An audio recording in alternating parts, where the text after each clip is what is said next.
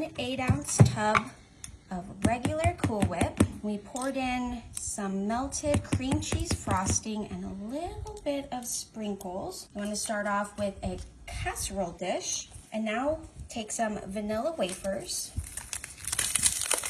squeeze them out. And I picked vanilla wafers because they're easy to move around like puzzle pieces.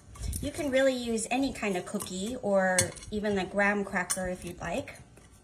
But you do want a nice square shape to fill out all the spaces and little crevices. You don't want to leave any holes unfilled. 3 little broken cookies. Perfect. Now what I'm going to do is bring a clean bowl. Let's start off with our cream cheese pudding mix. Dump that right in. And you want to take some milk. We use the lactose-free 2%. And you want to get a 1.5 cups. Pour that right on top of your pudding. Take a wire whisk. We're gonna just whisk that up a little bit. You don't want to mix it up too much because we are going to add a little bit more Cool Whip. With these 8-ounce containers, this one I'm going to use half for 1 layer. So let's go ahead and get some right on top. These measurements don't have to be exact.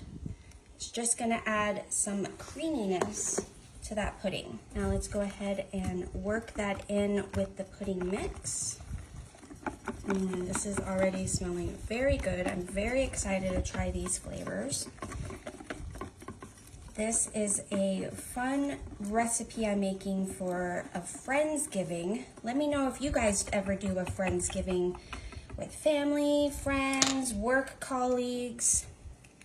Now we're just going to take that and pour it right on top of those vanilla wafers.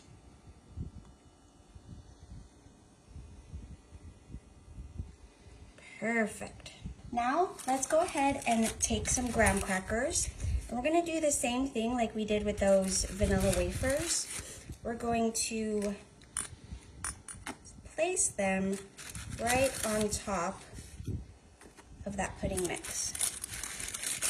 And what's going to happen is when this sits until you're ready for your holiday party, the moisture is going to soften up these graham crackers and give almost like a sponge cake texture.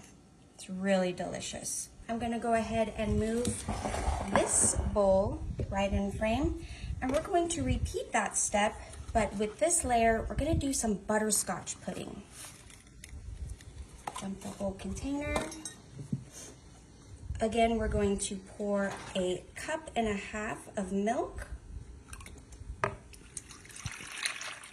Let's take a clean whisk and mix that together.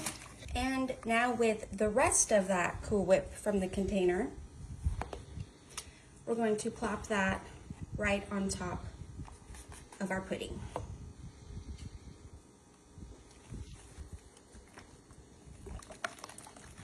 Okay, just want it to taste good, and this is gonna taste amazing. All right, I am gonna add a little bit of fall flavor with some pumpkin pie spice. I'm gonna add that right into our butterscotch. Butterscotch and pumpkin is always a classic combo for me during the holidays.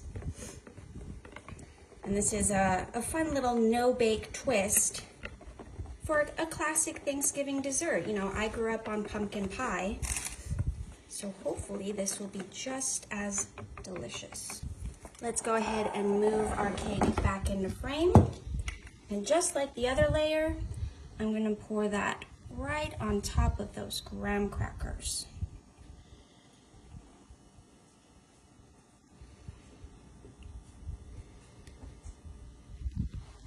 Spread it so that all those graham cracker pieces are covered.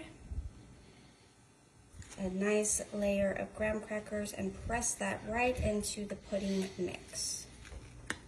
Now we're gonna take that Cool Whip and frosting mixture that we made right at the beginning.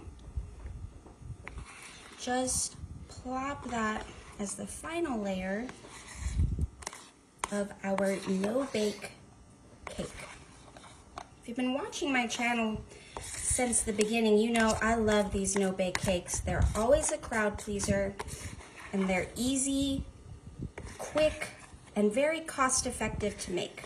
The beautiful layers that this cake is going to have once it's all finished. All right, you can see a little bit of those sprinkles, but I'm gonna add a little bit more just for good measure.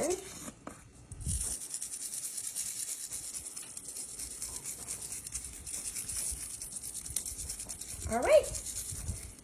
Now these no-bake desserts, you wanna have them in the freezer for 2 hours, but best results will happen overnight. So I'll check back in with you guys tomorrow when I go to my Friendsgiving. Oh boy. Look at that. Let's try it out. It's really hard.